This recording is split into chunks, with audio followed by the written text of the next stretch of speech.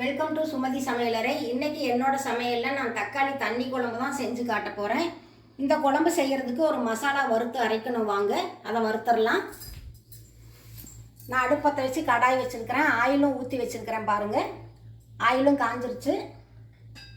நான் 3 table spoon முழுதனியாக எடுத்திருக்கேன். 1/2 spoon சீரகம், 1/2 ஸ்பூன் மிளகு, 1/2 ஸ்பூன் சோம்பு, 1/2 ஸ்பூன் கசகசா, 1/2 ஸ்பூன் கடலைப்பருப்பு எடுத்திருக்கேன். கொஞ்சமாக அரிசி எடுத்துக்கோங்க. 4 பட்டை, 4 லவங்கம் எடுத்திருக்கேன். சின்ன வெங்காயம் ஒரு 15 சின்ன வெங்காயம் எடுத்திருக்கேன், முழுசாவே சேர்த்துக்கோங்க. நான் காரத்துக்கு 6 காஞ்ச மிளகாய் எடுத்திருக்கிறேன், அதையுமே சேர்த்துருங்க.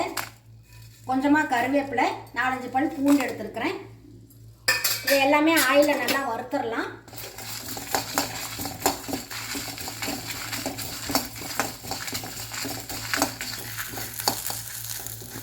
மசாலாலாம் நல்லா வறுபட்டுருச்சு பாருங்கள். இதை நம்ம வேற ஒரு பிளேட்டுக்கு மாற்றிக்கலாம்.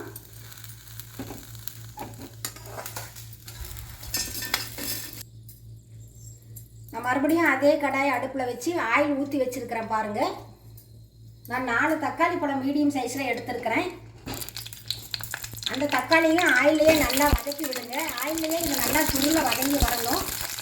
நீங்கள் கட் பண்ணி சேர்த்து வதக்கிறதா இருந்தாலுமே வதக்கிக்கோங்க.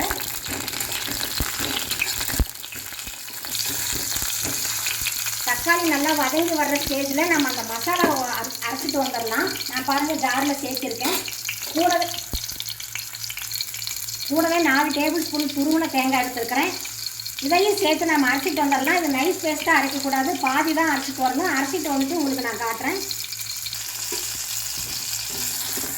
தக்காளியுமே நல்லா வதங்கிடுச்சு பாருங்கள். இப்போ அடுப்பு ஆஃப் பண்ணிடலாம். நான் மசாலாவும் பாருங்கள் பாதி அளவு தான் அரைச்சிட்டு வந்துருக்கிறேன். பார்த்தாலே தெரியும் பாருங்கள் உங்களுக்கு. ரொம்பவும் நான் மசிக்கலை, பாதி தான் மசிஞ்சிருக்கு. இது கூடவே இந்த தக்காளி நாம் சேர்த்து போட்டு நல்லா அரைச்சிட்டு வந்துடலாம். அதுவும் ரொம்ப நைஸாக அரைக்க வேண்டாம். நான் அரைச்சிட்டு வந்துட்டு உங்களுக்கு நான் காட்டுறேன்.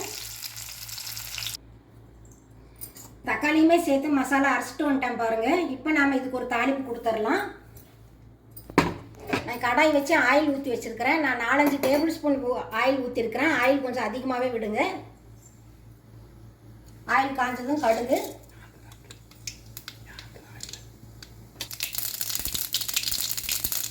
நான் ஒரு பெரிய வெங்காயம் கட் பண்ணி வச்சுருக்கிறேன், அதையும் சேர்த்துருங்க. கூடமா கொஞ்சம் கருவேப்பிலை.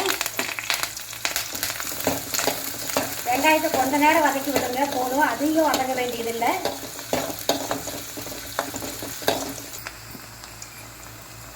வெங்காயம் ஓரளவு வதங்கிடுச்சு பாருங்கள். இப்போ 1/4 டீஸ்பூன் மஞ்சள்தூள் சேர்த்துடலாம்.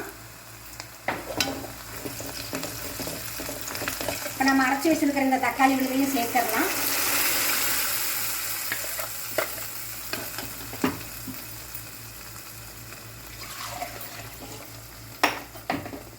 நல்லா தண்ணியுமே சேர்த்து வைங்க. நல்லா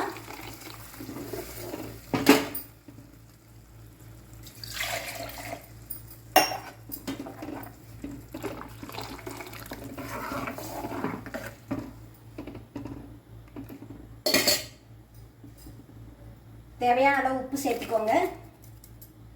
நல்லா தண்ணி மாதிரி கலந்து வைங்க. நல்லா கொதிச்சு வரட்டும்.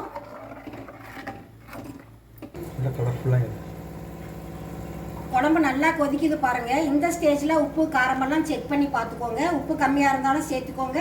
சப்போஸ் காரமும் கம்மியாக இருந்ததுன்னா நீங்கள் தனி மிளகாய் தூளுமே சேர்த்தலாம். இந்த குழம்பு தக்காளி தண்ணி குழம்பு உங்களுக்கு இட்லிக்கும் தோசைக்குமே சூப்பராக இருக்கும்.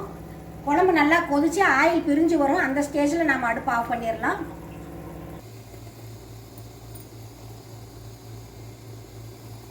பாருங்கள், மசாலாலாம் நல்லா கொதிச்சு பச்சை வாசனையெல்லாம் போய் குழம்புமே சூப்பராக ரெடி ஆயிடுச்சு. இது கொதிக்க கொதிக்க தான் நல்லா கலர் மாறி வரும். பாருங்கள், கலருமே நல்லா சேஞ்ச் ஆகிருக்கு உங்களுக்கு. தக்காளி தண்ணி குழம்பு சூப்பராக ரெடி ஆயிடுச்சு பாருங்கள். இப்போ அடுப்பு ஆஃப் பண்ணிடலாம்னா வேற ஒரு சர்விங் பவுலுக்கு மாற்றிட்டு உங்களுக்கு நான் காட்டுறேன். தக்காளி தண்ணி குழம்பு சூப்பராக ரெடி ஆயிடுச்சு பாருங்கள். இந்த புரட்டாசி மாதம் நான்வெஜ் சாப்பிட மாட்டீங்க நிறைய பேர். இந்த ஸ்டேஜில் இந்த மாதிரி தக்காளி தண்ணி குழம்பு செஞ்சு சாப்பிட்டு பாருங்கள். உங்களுக்கு நான்வெஜ் குழம்பு சாப்பிட்ட மாதிரியே இருக்கும். உங்களை நான் மறுபடியும் அடுத்த வீடியோவில் சந்திக்கிறேன். தேங்க்யூ.